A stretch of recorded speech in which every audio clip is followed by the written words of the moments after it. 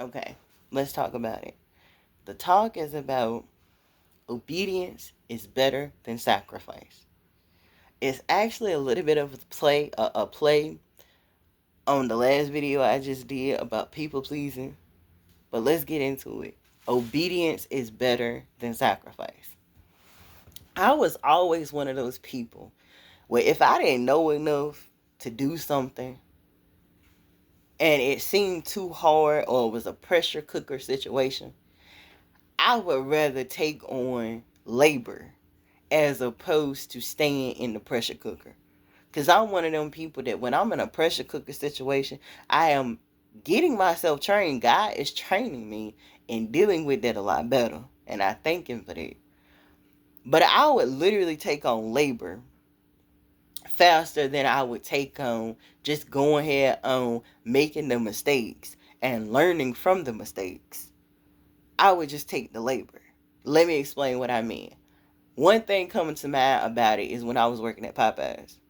Now, I used magic in order to get that job at Popeyes. I used the power of God to get that job at Popeyes. And the reason why I know it was because of me and it was because of my effort, basically, what I've been telling y'all about, what I told you in the first video, the second video I made this morning, the Moses situation. God told him to tap a rock before, to use the rod to part the Red Sea and all these different things. But the next time he gave him an instruction, his instruction was to speak to the rock for the water to come pouring out, not tap it.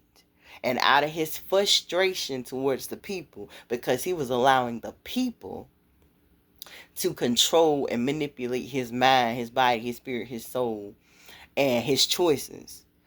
Instead of speaking to that rock that last time, he tapped it. And because of that, God didn't get the glory that was meant to be for him. Instead, the people gave that glory that belonged to God to Aaron and Moses. Excuse me. When I was working at Popeyes, everything from the beginning to the end showed me I was out of alignment and showed me that I had used that rod instead of speaking. It actually took me 5 or 6 years. It took this year, and this occurred in 2022. So 2022, 23, 24, 25. It took 4 years, not 6, but 4 years for me to understand what I had done wrong.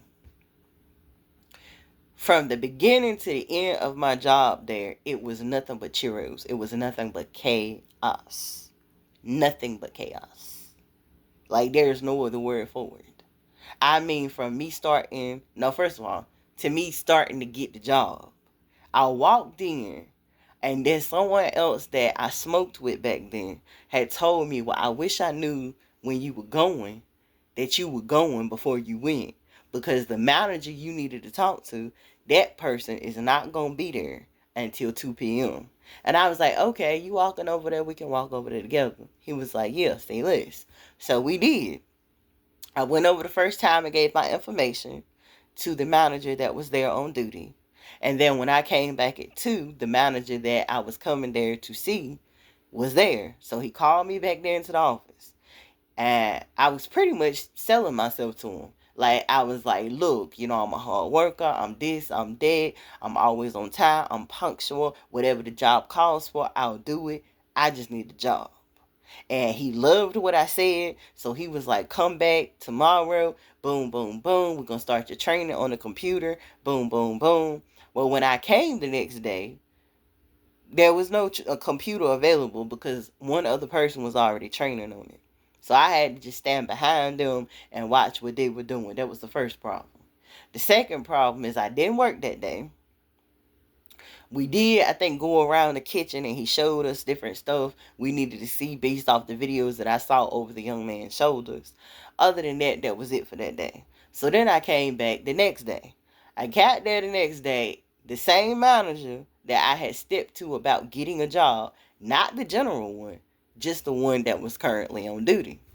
She was in there by herself, and it was me and another young man. that had been sent over from a different store to work there that morning. We were there. She went and she trained him on how to drop chicken. And for me, she just kept telling me to hold on, hold on. She was going to train me on something, but she had to go ahead and get the sides and all that stuff together because we were literally there at 10. The doors were supposed to be opening, or rather the window at least was supposed to be open by 10:30. So I'm like, okay, cool. So in the middle of all this going on, you could tell this lady had to have had a whole lot on her plate, had a whole lot going on at home and at work.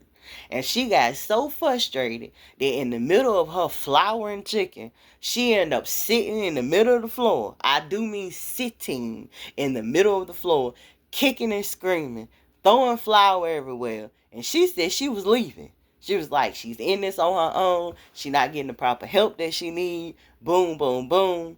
She was leaving. I forgot to mention that when I came in the first time, they actually was firing somebody on the spot right in front of me. So that was actually the first part of confusion that I came up against. So we standing there like, we don't know what to do. We don't know how to run this store. Like, this is my second day, my first day doing anything, and I ain't even did nothing yet. I ain't been trained on nothing. She had just trained this young man, this other young man. She just trained him on how to drop the chicken. So we there, not knowing what to do, boom, boom, boom. Give it another hour later, people coming in, coming through the drive-through. The doors was locked, so nobody could get into the lobby. But other than that, they bumping their horns outside. It's just chaos, chaos, chaos, chaos. So then when somebody did show up, I started being trained on how to cook the other fried product, the fries and all that good stuff. So I started doing that. And it's hot. It is what it is. It's a job. I was in a fight for my life at that time. I really needed this job. Or so I believed. Next thing I know, I'm being sent home early and all that. Other people came in to work. Come to find out, it's products and stuff that they don't have in the store. Both the stuff to serve the food as well as the stuff to cook to serve food. Like, they just out of stuff. Everything. They just out of everything. So then it gets frustrating for one of the people that's running the drive-thru because she's like, I can't do this. Like, you expect me to get up here with this headset on with people pulling up trying to order stuff that we ain't got. She's like, I can't work like this. So she ended up clocking out and she ended up leaving. And ended up getting fired for that. Then the next day I came there, they didn't have my name up there posted for to be a cashier or a crewman. They had me up there as a manager. It was another girl with a similar name to mine. Hers was with an S. Mine starts with an R. But they had me up there as manager. And I'm like, manager? I ain't never been a manager before. I have my own business and sure. But working for a store? I didn't go to school for that. Like, what am I supposed to do? So, I could keep going, but this story is lengthy. All I can tell you is literally from the beginning to the end. I'll tell you the end. I came to work. I had been working there for over a month. And they still had me wearing the same shirt that the cooks wear. I did not have a proper uniform shirt. So when I came in on time to work, they refused to even let me back there.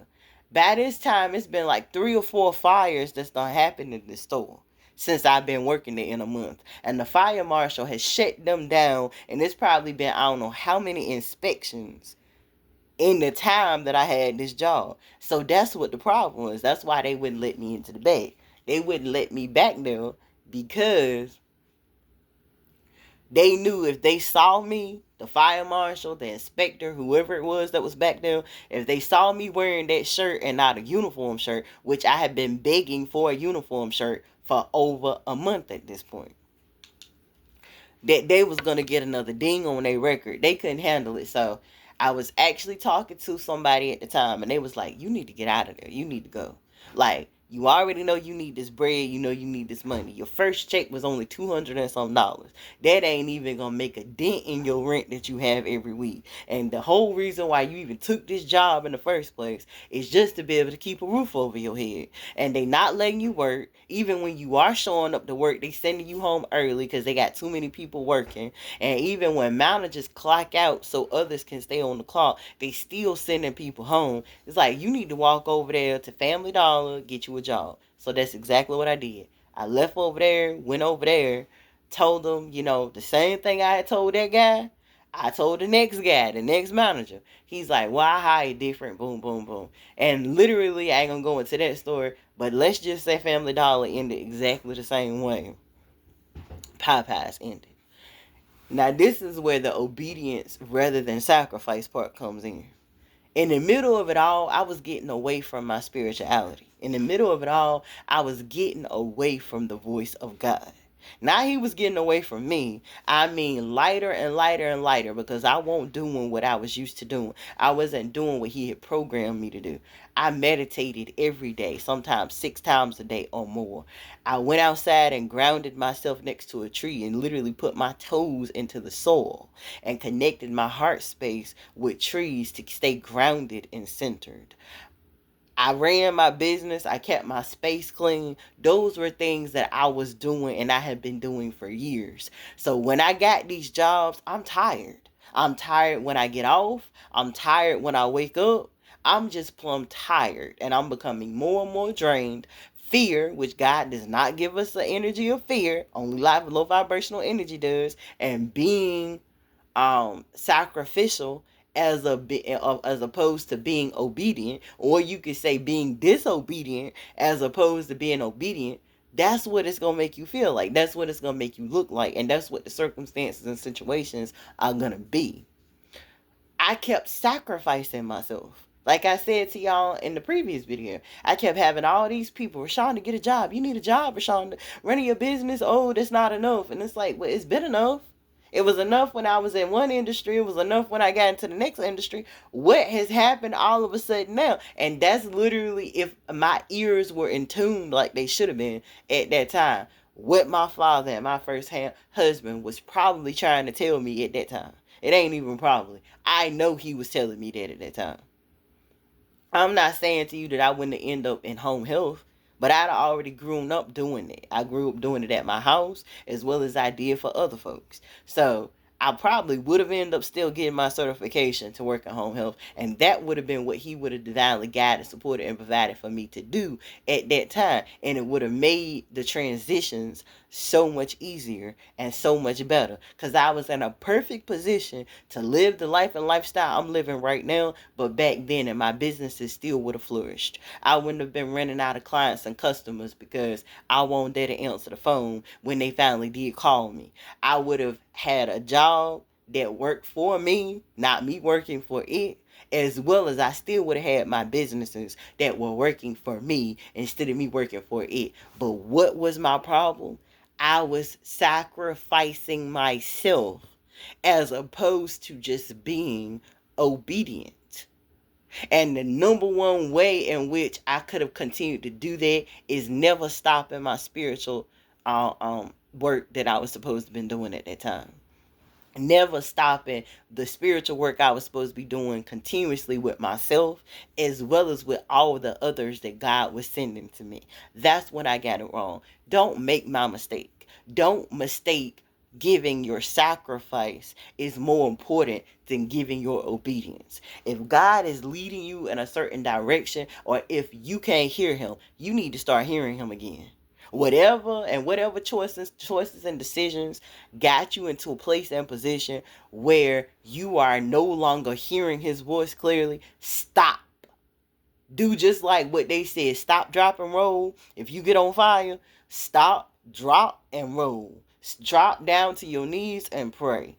If you are an affirmation person, start doing it. If you are a prayer person, start doing it.